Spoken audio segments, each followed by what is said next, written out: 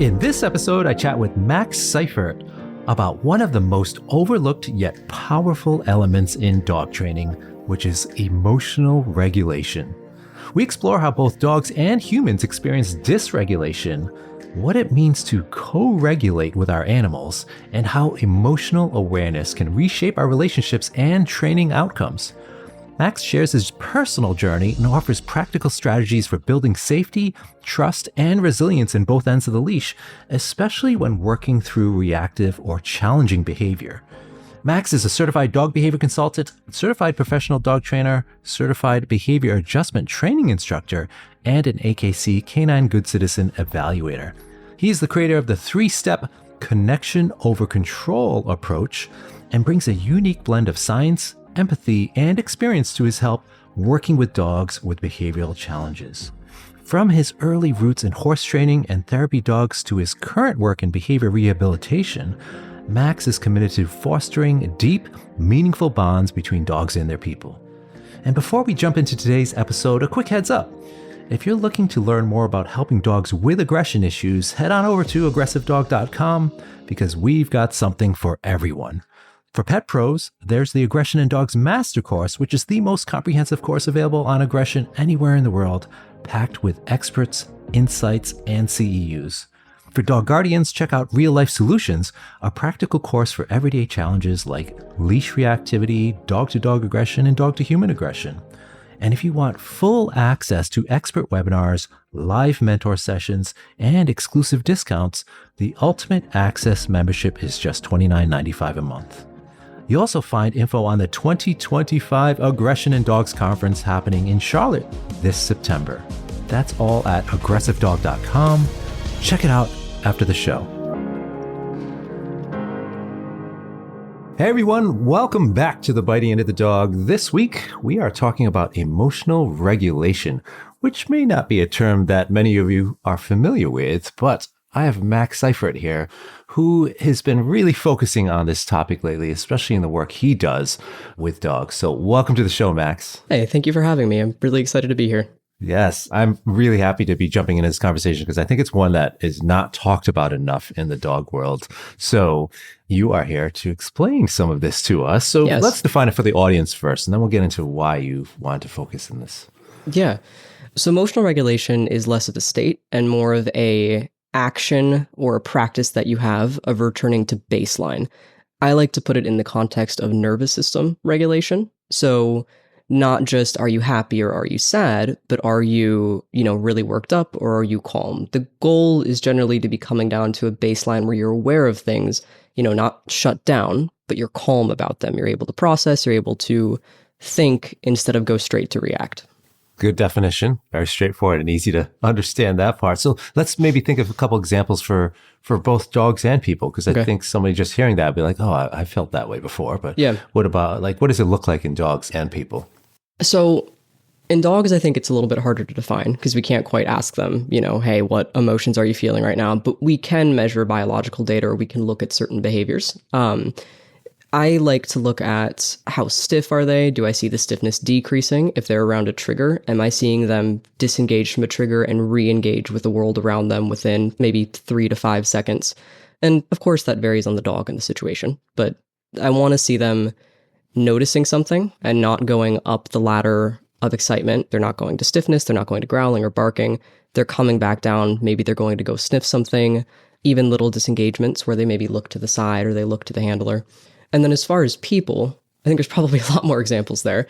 Meditation is something that people often do for emotional regulation. I think most therapies are probably in some way developed around emotional regulation. But if we were to go further into it, saying that you pick apart a thought. So you notice you have a feeling, you notice it comes from a thought, something makes you feel really offended, and then you go, well, why did that happen? Mm-hmm. And then you realize that, maybe that says more about your beliefs on the subject than it does the situation. Mm-hmm. You can pick those beliefs apart and then kind of let that settle and sit with it. That's probably broader than you wanted, but that's, I think those are some examples in terms of dogs and humans. Yes. And of course, the opposite is the dysregulation, which we'll get into. Yes. But tell us your story about this. Why did you get into focusing on this particular aspect in the work you do so much? Yeah.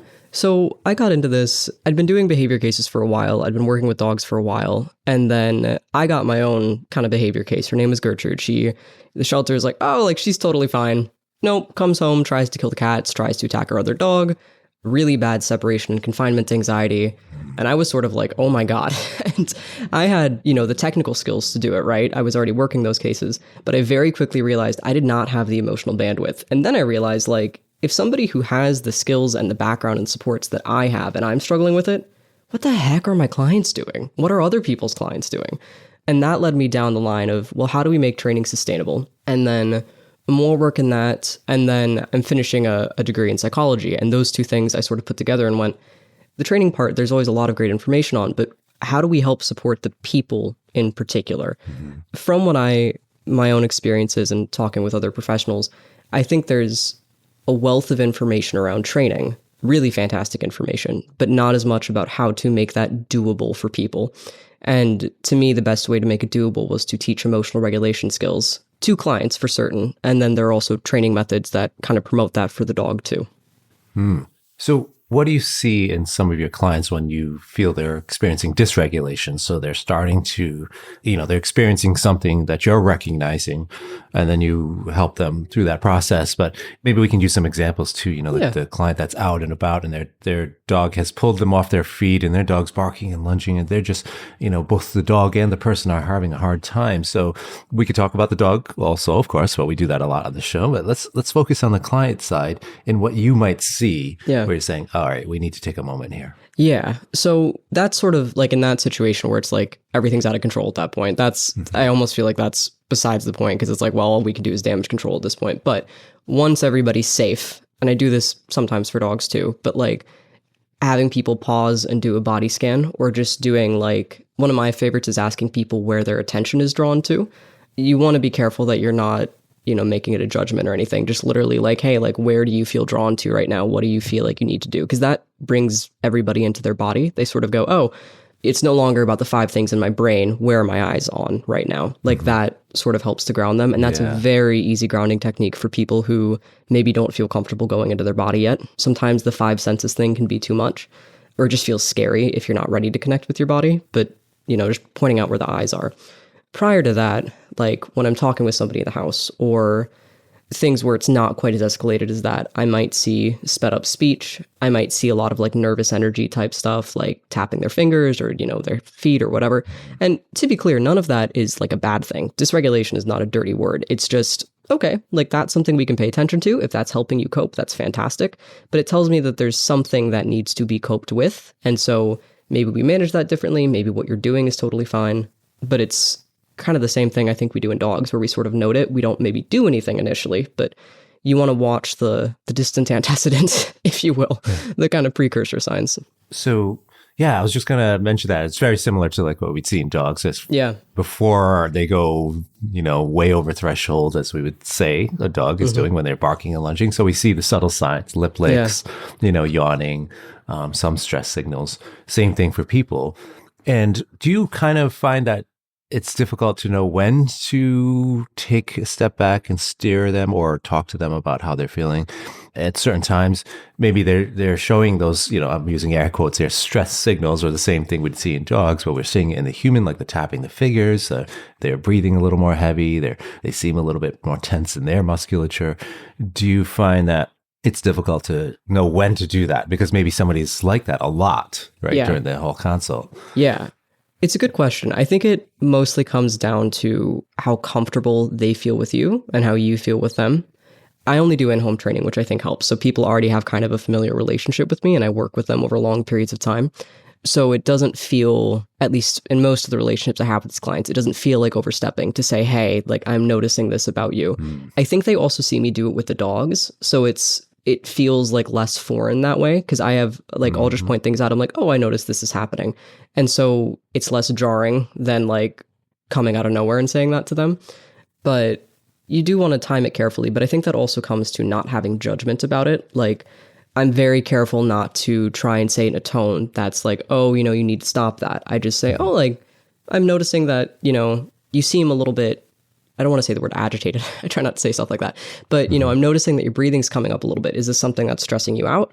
and asking it genuinely curiously and openly. I don't want to shut down whatever's happening. I just want to ask them what they're thinking about it and what they're feeling. Do you tie in the same language? So like, let's say you're first helping them understand their dog and you see, let's just say rapid respiration in the dog, and you use keywords like, I think your dog might be experiencing a little stress right now. Do you use those same phrases and words with the client so they can feel connected with their dog, or does that work against you sometimes? Oh, that's a good question. I think it depends. Again, most of the people I work with are pretty familiar, so they don't mind it. But I feel like if I had clients who, really saw a divide between themselves and their dogs, I might have to be careful about not phrasing things that way, because that could come off as offensive or judgmental. Yeah. I think it depends on what phrase we're using, right? Especially how loaded it might be in their language. Like I'm not going to go out and say, "Oh, you seem reactive." Like that's not helpful. But pointing out factual things, like the same way that with dogs we're trained to not say, "Oh, the dog is maybe." We might still say stress, but we're not going to say, "Oh, the dog is angry." We might say, "Oh, their, piloerection is occurring," or, we see the muzzle lifting, or things like we point out physical signs rather than assigning a state or a moral value to those. Yeah, that's a good call. So big part of this is the client's going to feel a lot of empathy from you when you start recognizing how they're feeling, because they're probably already saying, well, this guy, Max, he really is starting to understand my dog because he's pointing out and recognizing when my dog's uncomfortable. I imagine it takes a little time to build that trust in the relationship with the client, where they're going to be like, you can't go in there the first minute, be like, you look stressed, yeah, right. You have to build that trust and a little bit of rapport or relationship. So do you find that happens at a certain stage, or do you have like little tips for that as you go along? Is it like the first few minutes, or is it like after the first consult, or what's your average? Another good question. I'm not sure I've tracked it that closely. If I were to think on it, I'd say maybe not until the second or third session or so, but it's not so much intentional as it is I spend the first few sessions really kind of focusing on the dog, because I have to start where people are comfortable, and I can't start with like, oh, also I'm going to do human therapy because A, I'm not qualified to, B, that's not what they thought they were getting. But starting with the dog side, and then I might start to notice there are little blocks in like what the human is doing. Like I might notice, okay, the dog gets really excited when you come home, and I think the way that you're responding to it is maybe amplifying that. So I start with modifying the human's behavior in a way that doesn't feel as close as emotional regulation, that doesn't feel as personal. And when they're sort of used to me saying like, here's something you could change about your behavior in a non-judgmental sort of, open, helpful way. Once I have that, it's a lot easier for me to say like, oh, like I noticed that this situation is stressful for you for XYZ, whatever. So yeah. Makes sense. Now, let's get into some of the science of this, because I think sometimes people hear this, are like, oh, that's, what are you talking about? They feel like it's like woo-woo, right? So yeah, no, totally. Yeah, you get that sometimes. I think, especially in the dog training industry, and people that do a lot of behavior consulting are recognizing the science behind this and bringing it into the discussion much more, which is great. Yeah. So there was a paper that came out last year looking at how much the person or caretaker impacts the dog's behavior, and not just through training and all the other environmental factors, but through just their own behavior, their own emotions. Yeah. Talk us through what you've seen lately and some of the developments from the science side of things.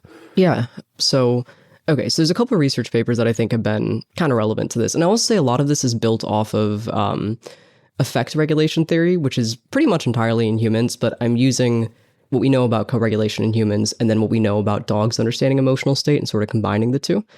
But there was one, I'm going to probably butcher this name, Natalia Albuquerque et al., that dogs can infer implicit information from human emotional expressions. That was in Animal Cognition in 2021. And essentially, they understand what affect looks like. And when I say affect, I mean like not necessarily the emotional state, because we can't quite constitute that dogs understand what emotions are, at least in humans. But we can say that they understand facial expressions, and that they understand, what a raised voice or a happy voice or whatever means. But anyways, they understand what that effect looks like on human features, and they can use that to decide who is safe to approach. So this was an experiment done. Both groups were allowed to approach the human after to get food. But the dogs watched one human be angry. The experimental group did. The control group just watched a neutral human. And then they were given the choice to go get food from either of those people, unless dogs would approach the human who had been angry, even though the dog had not been in the room when the human was angry. They just watched the human be angry. Same human was in the room when they went to approach the food. They didn't want to go to that person for food very often. There's also one from this, I'm totally going to butcher. Brower J, it's called Dogs Distinguish Authentic Human Emotions Without Being Empathetic. And that was also in animal cognition. So essentially, they perceive emotional differences in the human emotion, and they'll behave differently depending on that. They were like training a dog to do some agility stuff. And interestingly, the dogs gazed up and jumped less often and were less compliant with even the sit command when they were learning a task from a sad owner. So this isn't even about anger at this point. This is just about like affect and like how they feel about it. And then there was one measuring heart rate variability. Again, we can't go to dogs and be like, hey, what were you feeling about this? Because we just don't have the language for that. But a lot of times dysregulation is measured in heart rate variability. So this one is that the characteristics of dog owner and the relationship, those all modify the dog owner dyads. So like when I say dyads, I'm referring to kind of like a caretaking relationship or just a relationship between, usually in co-regulation theory, we say this between like human and caretaker, or like child and caretaker. That would be a dyad. For us, we're just going to call it dog owner dyads. Anyways, the dog's heart rate variability was predicted by essentially the human's expression, the relationship duration, all of this different stuff. Conversely, for us, our heart rate was the only predicting one for that was the dog's overall heart rate. So that shows it more that dogs influence us versus us influencing them. But I think that's still kind of powerful data to have in terms of what we're looking at for co-regulation, that at least it goes at least one way, potentially two. It's just that for us affecting dog heart rates, there's more factors than just us. There's just the emotional side and then the ownership duration. Yeah. And we're going to touch on co-regulation in just a moment. But yeah, I just had Chirag Patel on an episode I recorded this week. I think you guys who are listening in now, it probably would have already come out, the episode. But we were talking about HRV, our heart rate variability, and the devices we wear, the Whoop devices. We both noticed, we're like, oh, we're in the same thing. It just tracks heart rate variability, resting heart rate, tracks your sleep and all that stuff. And we're like, wouldn't it be so cool if they had one of those for dogs, and then they can track the heart rate variability like all the time. Yeah. And the app tells you, how's your dog feeling today? That would be cool, yeah. Should you go exercise? Did your dog have a bad day? Because it tells me when I had like if I go out with my friends the night before and I've had a few drinks or something like that, then my heart rate variability is super low. It's off, like way off. Yeah. And it tells you like, you better take it easy today, buddy, because you overdid it a little bit yesterday because you haven't recovered right. It tells you your recovery. So sometimes you can be in the red zone, like, ooh, that's for like the times I'm like flying to Europe and super jet lagged and maybe had a drink on the plane to help myself sleep, and like now my thing's like screaming at me like, don't even leave your bed today. But yeah, I think that imagine for pet guardians, like if they could know how their dog's feeling without necessarily having to look so much at body language in that moment. It's tracking data all day, all night, really 24/7. So that, and I think for in terms of research, just having proof, because we don't have a good way to prove otherwise. We have colloquial stuff. We're able to say like, oh yeah, like this seems to work, but we want proof. Yeah, exactly. And think about the data they can gather. I mean, people would have to opt into that, but like the Whoop, you can opt into them getting your data, and now you have this huge sample size, right? So if they did the same thing for dogs, they could get this huge sample size of like, what is it like the dog's life and what are they up to? Because you can also track activities in there. So it is I can put interesting. workouts in there, how much caffeine I had, like all that stuff that you can put in there. And it's just a great way, I think, for science to say, dogs need this or that, right? Yeah. Or need more of this or that. So, okay. So co-regulation, can you just define that really quickly for those that might not be familiar with that term? Yeah. So it's essentially where the dyads that I was talking about, so relationship between yourself and your dog, at least in this context, that one of you can regulate the other's emotional state. Now, usually in this context, we're talking about the human regulating the dog, because in this case, because the dog's reactive or experiencing behavior issues. We do know that it works the other way. I mean, that's why we have therapy dogs. But in this context, it's really just about us being calm enough to match our dog's state and then bring them back to regulation. In that regard, how much do you see in your cases that being an issue? So take out all the typical things that we normally would focus on, like somebody punishing their dog or the overt stuff or the environment impacting the dog's behavior. So in a black box, right? And you have the animal and the dog and the person, I should say, how much are you seeing it? Like if you're saying, okay, it's simply just what this person is experiencing that is impacting the dog's behavior greatly. Yeah. Or even to some extent where you need to address it. Honestly, I'd say that you could take that out to saying all of it, really. Even when we talk about like somebody choosing to punish the dog or something like that, People make that decision informed on a lot of things, but a lot of it is due to them wanting to feel control over the situation, or, oh, I have to fix this because my landlord's going to kick me out if I don't. Like, it's a decision, but it's informed by the emotional stress. I feel like that still comes down to the emotional regulation side of it. As far as just the owner being stressed and them picking up on it, I do think that happens a lot. And I think it happens because I don't think there's any one way to remove the emotional side of it from what people actually do, because it drives everything, even if we're not aware it does. The book Affect Regulation Theory has some really interesting stuff on this, where they talk about kind of the split between the right brain or the intrinsic and the left brain and the explicit, and how, we may think we're choosing something, but we're choosing it based on whatever the right brain is sort of feeling and sending us. Like, we think about gut feelings, but those are still based on the experiences we've had and the emotions and stuff that we're feeling, which doesn't mean we're doomed to repeat it. It just means we have to set time aside to train ourselves to do differently. Yeah. Can you give us maybe a case example where you've seen that and what you had to do to communicate the importance of recognizing that? Yeah. So this is a little bit less about punishment. I had a client I worked with who specifically wanted to work with me because I don't want to toot my own horn, but I do tend to focus on cases where there's a lot of emotional component to them. And she was really anxious about things. So she'd been through training before, but she was just stressed all the time because her dog was, I'd say, stranger danger-ish, but definitely human aggressive and definitely dog reactive. And that made just living in her town really difficult. And so part of what we had to focus on for her, she had the tools, she knew what to do, that was great. But part of what we had to focus on for her was just getting herself to a point where she wasn't panicked about even going outside. So we did all the other stuff, and then we would say, okay, maybe we're not ready for a full body scan, but if you can shrug your shoulders when you go outside, as a cue, we essentially do a behavior chain where the dog sits and waits for the door. Before you release them, you shrug your shoulders, and then you both walk out together. And that led to a quick checking in with her body. When somebody's stressed, they're not going to be able to do a full-blown, head to toe, let's take a breath, let's feel everything. But they're probably capable of just a little shoulder shrug, or maybe noticing where their eyes are, although that's honestly kind of hard compared to a shoulder shrug. And over time, what we started to see is that she became calm enough to do something, because we were making good progress. And then what she'd tell me is I just froze, she knew what to do. She knew exactly what to do, but she would just freeze. And so having that sort of brought us out of that rut we were in, where we were well, this isn't a training issue at this point. This has to come down to you feeling like you're able to do the action that you need to do.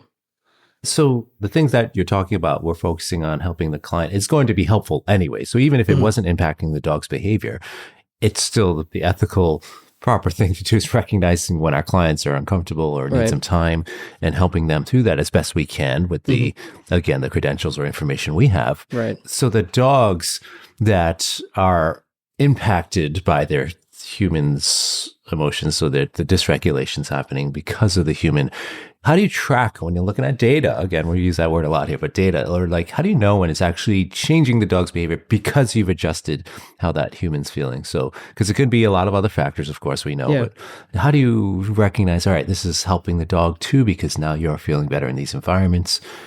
Do you have any things you look for? Yeah. So admittedly, I tend to only really drill down on emotional stuff like I did in that case if we're sort of at a crossroads. And it's not because I don't do it otherwise, it's because I sort of sprinkle it in along the way in other cases. But there are times, like in that case, where we have to really just focus on that because everything else was kind of dealt with. It was just that little piece. So I guess that's part of it, is saying well, if nothing else worked, then this did. But the other piece I see is that a lot of times, and this is not me putting down pattern games or anything. I think they're super, super useful. But a lot of times I can tell when a dog is looking for specifically just the reinforcement. They're oh, this is the game. How do we do this? Versus looking to their human for support. And usually what I'm seeing there is that in a pattern game, there's usually a pretty clear start and stop. They see a trigger and then they're rewarded for it, or, there's steps in between, but there's a pretty clear framework to it. Versus when I'm seeing it sort of develop more naturally alongside the emotional regulation, the dogs seem to look a little bit more open. They seem maybe a little bit less frustrated, a little bit less expectant, a little bit more, okay, what are we doing now? How are we doing this? You can almost see them sort of sigh and look to their owner and be okay, what now? Or they'll look to their owner for input. I think giving choice is really important there too, which is another facet of this, where you give them options to say what they need to say. If you're going to cross a road or something, you wait for them to say okay, do I want to go right or left, kind of by where they're looking. Not that that's safe or possible every time, but when it is, things like that. We're talking about how the dog's behavior and their emotions might be impacted by the human. Not always, but might be. But we're not talking necessarily about the observable behaviors of the human yet. We'll get there. But like, let's say it's something we mentioned the dog's recognizing the facial expressions. And so we could break it down in an ABC contingency, right? Say, okay, client does this particular face is the antecedent, then a particular outcome happens. So the dog might be just responding to that, but, we know that it's much deeper than that. So we could look at it that way, but then you also have the connection side, so we talk about the relationship between the client and the dog, the connection, the bond, and of course that influences behavior too. So how much do you focus on saying, okay, we're missing a connection here. There's a broken bond, a broken relationship, or it's because there's a great relationship there, but the client's feeling anxious or nervous in the situation, experiencing stress, dysregulation. Now, I hope that makes sense because I'm sort of really diving deep here into my own brain, but thinking of, again, and what you would do once you start recognizing, be like, oh, this relationship's great, or this relationship's terrible because the client's afraid of their dog or something like that. But the dog's still recognizing, the emotions of the client. It's really impacting their behavior. So, you need to fix the relationship too. Yeah. How much do you get into that aspect? I think, on one hand, I'm going back to the answer that it's never really that separable because I think a lot of the, bad, I say in air quotes, relationships that I see are affective dysregulation on one or both sides. So like the dog's reactive, you can call that dysregulation, and that's going to cause some stress. And that might cause, the client being afraid of the dog, for example. But as far as like, if I'm understanding the question correctly, the relationship, they're both kind of co-regulating okay, but the human is still going into kind of an anxious state. Is that the framework? Yeah. Okay. Yeah, honestly, I don't think I've ever had that happen specifically because the relationship may be great on the surface level, like, their needs are met, like they enjoy time out together. But, and this is my own definition, but I think that if a relationship is going to be good, it has to be built on co-regulation as well, or it has to have the capacity for it. Not that you have to be co-regulating all the time. That's kind of exhausting. But in the sense of you both trust each other enough to look to each other for things. So it's a very broad way of saying that I don't know that they're ever fully separable. I don't know that I've run into that specifically. Yeah. I will say that when people are really afraid, then, or, where things are like so severely off the rails, the first thing we're starting with anyways is management to get them to feel safe enough. Like safety is a huge part of co-regulation. You can't get there if you don't feel safe. And more than that, even if you know you're safe, you can't get there until your body feels safe. So it's like there's no separating them, I don't think. Yes. So those two words, safety and trust are the foundation of what we need to do, especially in aggression cases that we're working, right? Yeah. So, yeah, I love where this is going. I think we should talk about the dog side in just a moment, but we're going to take a quick break to hear a word from our sponsors, and we'll be right back.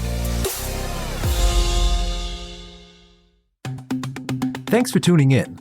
I've got something really special just for podcast listeners. To celebrate the 6th annual Aggression in Dogs conference, I'm offering a limited time bundle deal that includes the Aggression in Dogs Master Course, plus over 30 expert-led webinars on topics like how to break up a dog fight, dog-to-child directed aggression, fear-based aggression, dog-to-cat issues, genetics and behavior, resource guarding, dog-to-dog aggression, and so much more. You'll learn from some of the most respected experts in our field, including Suzanne Clothier, Dr. Christina Spalding, Grisha Stewart, Laura Monaco Torelli, Trish McMillan, and Dr. Tim Lewis, just to name a few. You'll also get access to live group mentor sessions with me and join a Facebook community of over 2,000 professionals, all working with aggression cases. The total value of this bundle is over $3,000, but you get everything: the full master course, 30 plus webinars, live mentorship, and community access for just $595. Only 50 bundles are available, and this offer expires on October 31st, 2025, or when they sell out, whichever comes first.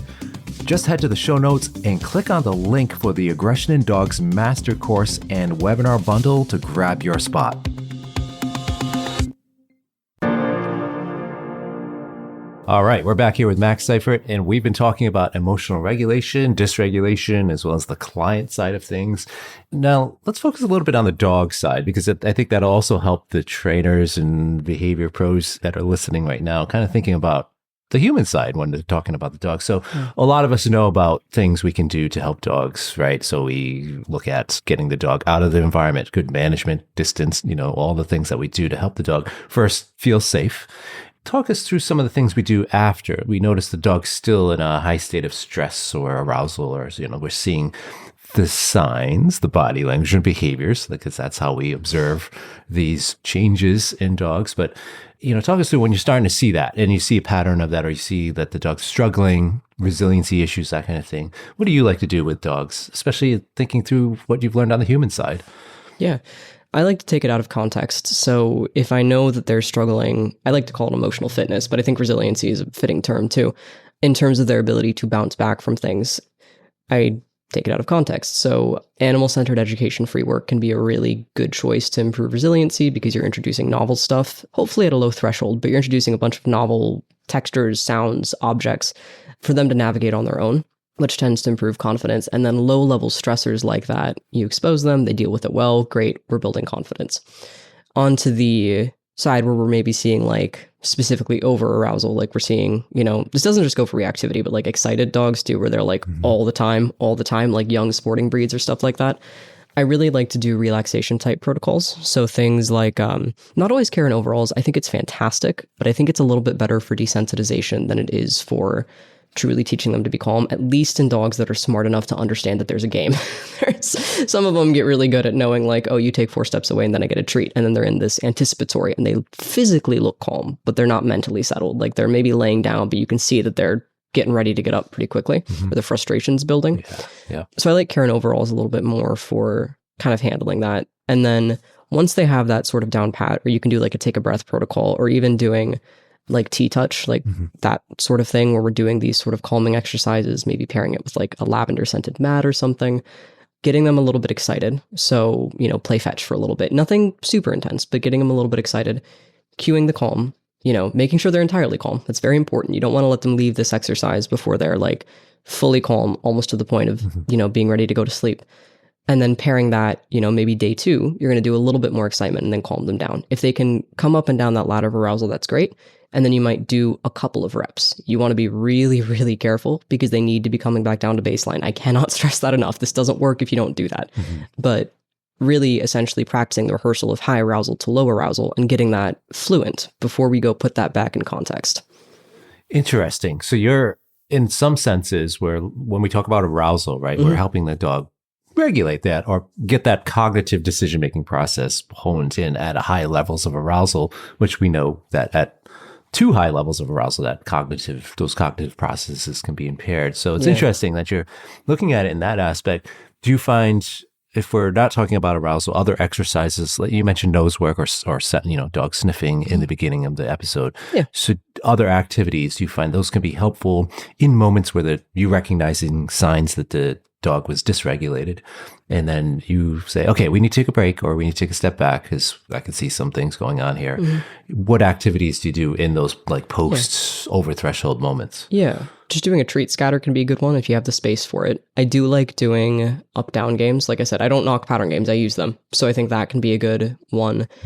Some dogs do better with structure. Some do worse with it. Kind of just depends on the dog. So if it's a dog who really wants structure, doing more of an up-down thing. If it's a dog who's sort of like, I really want to do this on my own, like livestock guardian types, dogs that are like that. Yeah. Letting them, where it's safe, pick what they want to do. So if they want to go sniff something, okay, cool, we'll go sniff something. Yeah. Kind of watching what benefits them best. Real quick for the audience that may not be familiar with up-down, can you just... Yeah. So after a trigger, you might initially cue the dog to look at you, but that's the only time you'll do it. You mark when the dog looks at you, you drop a treat down at your feet, you just rinse and repeat that.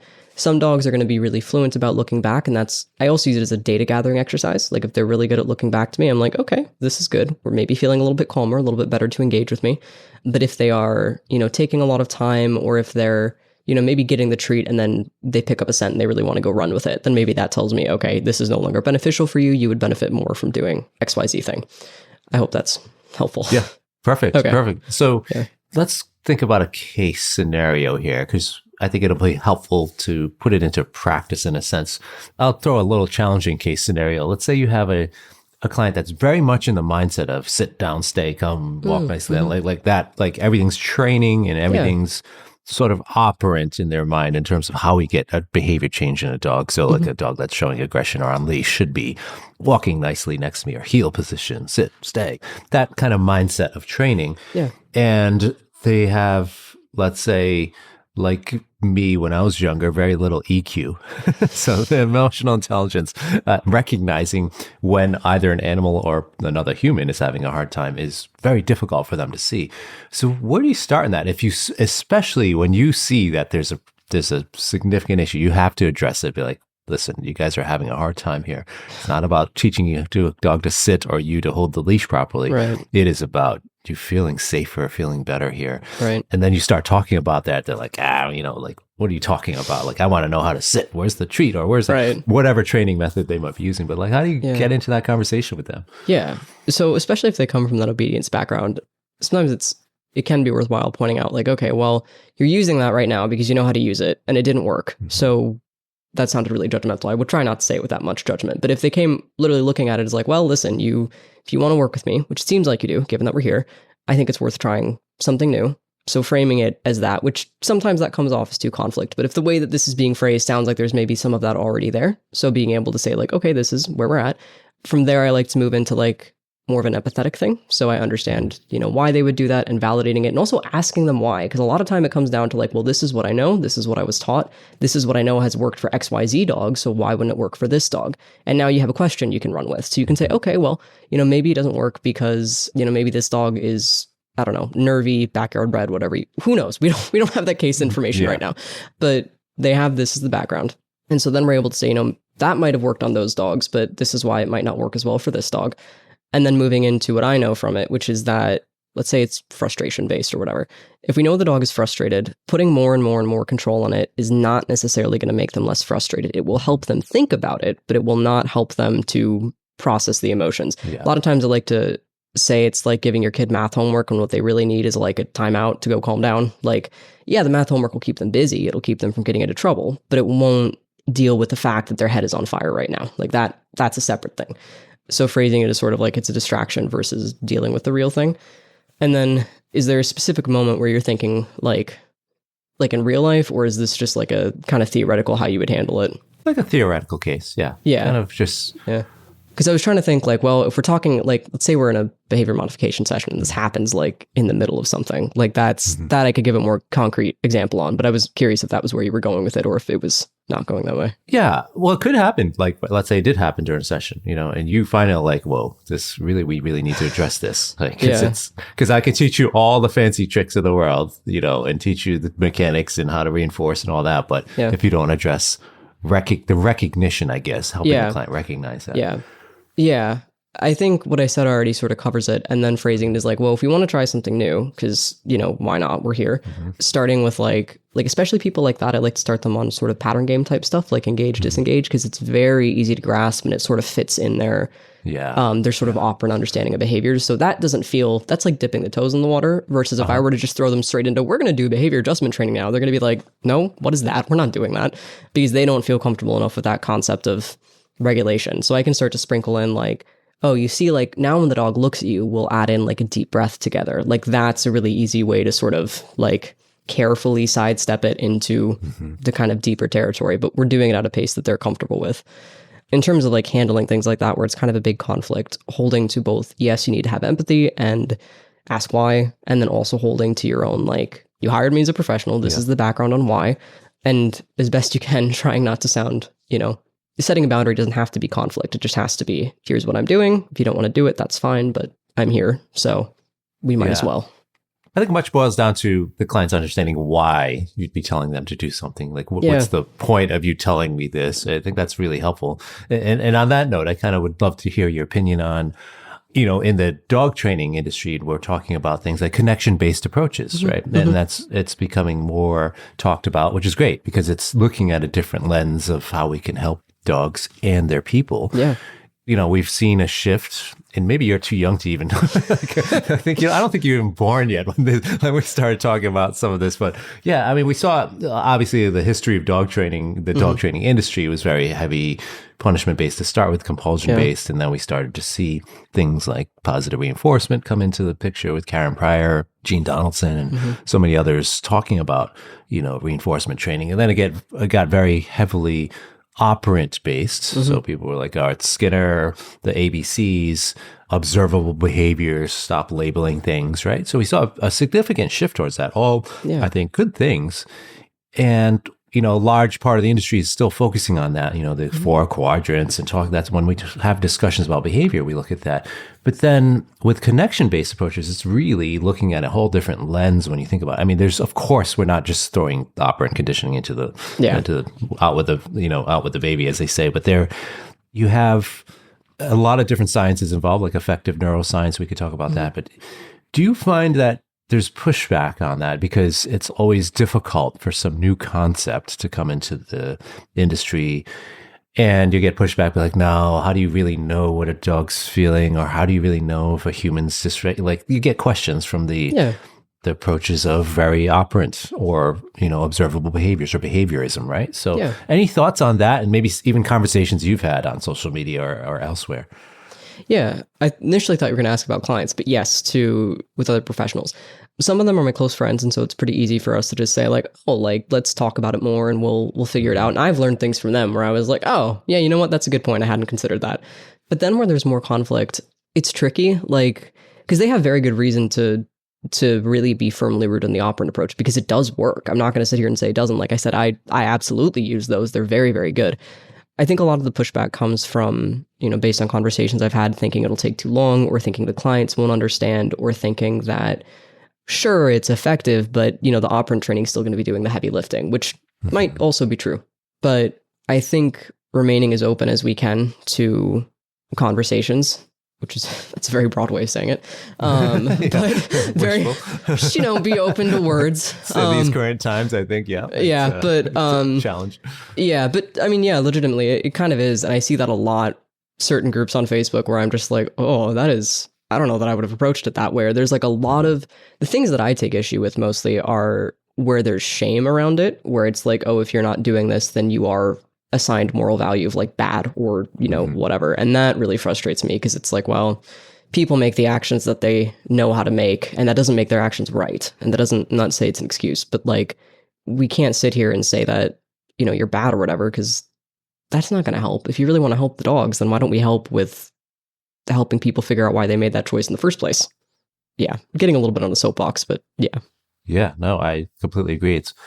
It's hard for people sometimes, especially on social media, to look at other methods or approaches, or when we're so firmly rooted in our belief systems and what we're doing and what has worked for us and things like that. It's totally understandable. We're all going through those journeys and our own training development, right? And what we do for behavior change. So, yeah. So, I mentioned affective neuroscience. Do other sciences or lenses inform connection-based and things like we've been talking about? Yeah. For me personally, I have really liked affect regulation theory, which comes a little bit out of like, if you've ever heard the book, The Body Keeps the Score. Daniel Hill, Alan Shore, and Bessel van der Kolk, they started to have this theory of like, okay, trauma stuff can't just be handled with dialectical behavior therapy and cognitive behavior therapy. There is something that we're missing. Alan Shore and Daniel sort of took that to the side and said, let's look at like attachment theory, essentially. And that's where clinical regulation or affect regulation theory sort of comes out. But the somatic stuff, or maybe you've heard of like polyvagal therapy or like bottom up or top down approaches, that sort of came from the science shifting and saying like, well, we can't deny trauma victims that these things happened. So we can't just say that those fears aren't founded, because they are. But what can we do to help them feel safe anyways? So that's part of it. And then going into kind of the counseling side too. Personally, even though I'm not religiously Buddhist, I think also the concept of metta, which is like loving kindness type meditation, where you purposely seek out loving all of the things that are difficult in yourself and in others. Because the thing is that if you can't do it in yourself, you're going to have a really hard time doing it for others. But that sort of all loving, all understanding. And that's not to say, again, that we're excusing things, but that you can sit with it and say like, this is uncomfortable. I can understand why it's uncomfortable, and I can still choose to see the good in the situation, or I can still choose to have empathy for you, even if I don't agree with whatever it is. Yeah. I'm digesting everything you're saying and I do that very processing it in quickly. a good way. Yes. And can we back up to attachment theory? Yes. Just if you could just quickly explain what that is and why it's important. Yeah. So in the lens of co-regulation theory, attachment theory is essentially this idea that different types of attachment, you may have heard like insecure or secure. There are three different types of insecure. There is avoidant, hyperfixated, and disorganized. So avoidant is the ones that are purposely not seeking anything out because they don't get anything good from it. The hyperfocused, or the hyperfixated, I should say, is generally what we think of as anxious attachment. So it's the like, you don't want to be apart from whatever attachment figure you have. Like that's where you get your security from. And then there is disorganized, which is that safety cannot be found on either side. And so you're sort of bouncing between them. It's basically the idea that different attachment styles lend to different outcomes in the adult. So whether that is different mental disorders, whether that is, job outcomes, salary outcomes, whatever. But there's a really interesting study. It was called the strange situation, because I want to say it was Mary Strange who came up with it. But they put these kids with different attachment styles in with a stranger, and they measured how long it took them to come back down to regulation and how open they were to exploring once their caregiver left the room and it was just them and the stranger. And that was really telling as far as, what they did and how quickly they would regulate. And that was sort of where they started to organize attachment styles from. And how does that play into dogs? So between the human and the dog. Yeah. So this is going out on a limb because we do not have this sort of scientific evidence with dogs, and I will absolutely acknowledge that. I don't think we can draw one-to-one with, this dog is avoidant or insecure or whatever, but I do think we can say, this dog is more likely to solve issues on their own. This dog is really like dependent on their owner to fix things for them. And neither of those might be functional. I mean, livestock guardian dog fixing problems on their own is functional, sure. Until it comes to, maybe biting people who come in the house because they think that's their job. Like there's different levels of function there. Yeah. But in terms of seeing it, like I just use the attachment theory as a base to say like, okay, that's sort of how we understand co-regulation theory is in the lens of attachment theory. So that's kind of why it has to be there.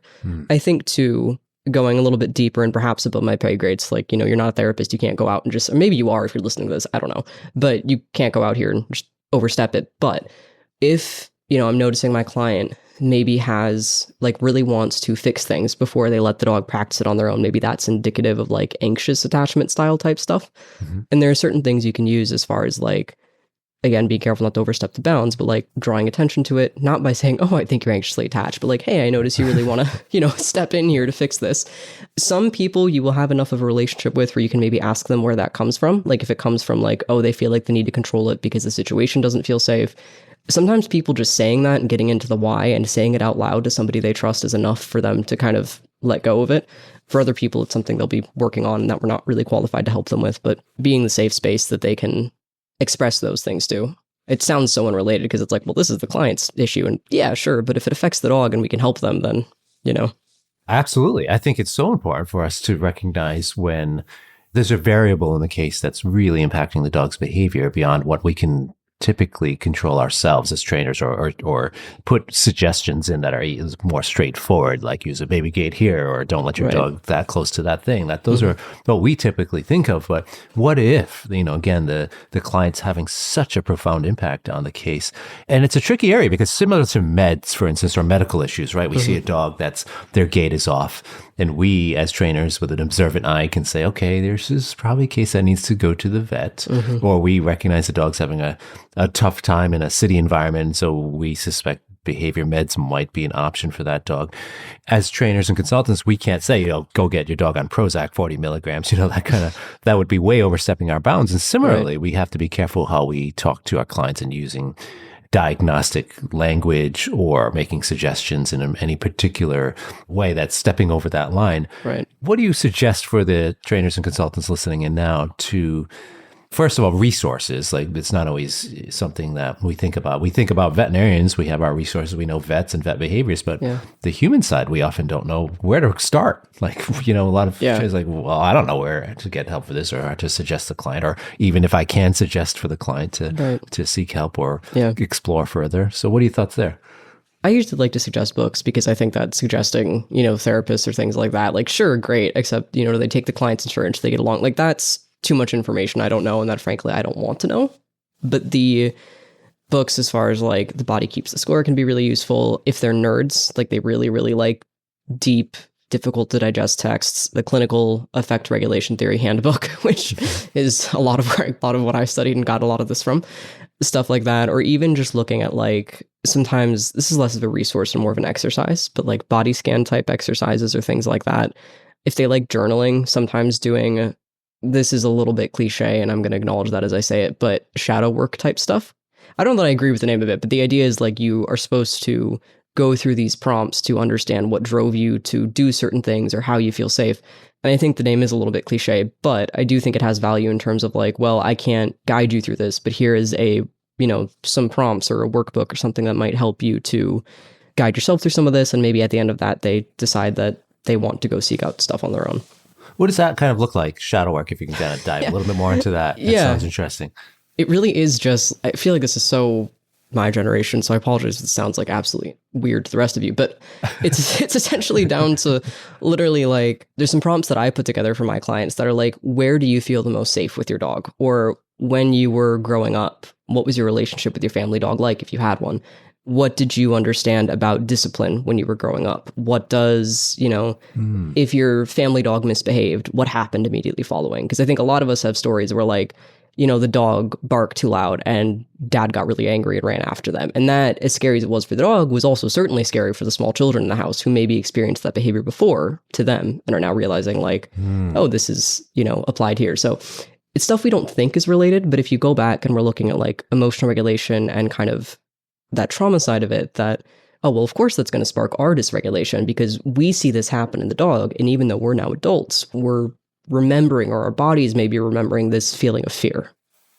So it's kind of designed to get their thought process in the sense of you're asking questions as cues to get them thinking about certain things. Yeah, that's a good way of putting it. Interesting. So fascinating. And I can see how it could be such a useful tool without accusing or pointing fingers, avoiding the hurtful comments that can be elicited if we say the wrong thing. So I think I imagine that requires some practice too. You have to think through what your wording's going to be like. Yeah. Right. Yeah. It's, that's one of those things where I like having it be a journal because I'm like, I don't want to ask you this face to face. It's not something I want to do. At least not if I'm not really close with them. But most of my clients, like, I don't know that I'd feel comfortable doing that. And I don't know that they would. But being able to say like, hey, here's some things that, other clients have found helpful that I even found helpful. Maybe you'll get some use out of it. Yeah. Yeah, absolutely. So if you had one takeaway message for the audience here, after our wonderful conversation, what would it be? What would you love to have out in the world? As cliche as this is, I would just say empathy. You cannot get anywhere, I think, with any of this if you do not have empathy. And I'm not saying empathy is like as a feeling so much as it is a practice, which is that you look for the good or you look for why somebody did that, even if you don't agree with it. And I say that because I know so many of us got into this field for the dogs. We love dogs, right? But the humans are part of it. There's no going away about any of that. So when we want to help them being able to not look away from the things they do that maybe make us uncomfortable. Like if you see, if you're very force-free and you see somebody using, a prong collar, we might initially want to rush to judge or something like that. And you may still have that feeling. That feeling may not go away, but you can modify what you do with it. And that, I think, becomes really important because if you come at it with conflict, they're going to feel conflicted too. And now we're not moving towards fixing anything. We're just getting stuck in our, you're right, I'm wrong type stuff. Yeah. Or the opposite, I should say. Yeah. Yeah. Well said, Max. Where can people find you if they want to learn more about you? Yeah. So I have Rosie's Tail Training, which I'm sure there will be a link to, but it's spelled tail like dog tail. I offer in-person services in most of the DMV area. So I'm based in Frederick, but DC, Northern Virginia, those areas. And then online or virtual services through both the community that I have, where I post kind of dog training videos, actually it's a whole workbook I take people through that kind of goes through this process, as well as actual behavior modification. And has like weekly Q&As. That's called Connection Over Control. I'm sure there'll be a link to that too. But those are probably the two best places to find me. And then you can always follow me on Facebook too. All right. Fantastic. And I will be sure to include all those links in the show notes. Max, thank you so much. This has been wonderful. And I'm looking forward to seeing you again in the future. Thank you. Have a great day. I really appreciated the chance to sit down with Max and explore the emotional side of dog training, which is something we often overlook in the rush to fix behavior. Max's compassionate, thoughtful approach is a great reminder that emotional safety and connection are at the heart of meaningful change for both dogs and their people.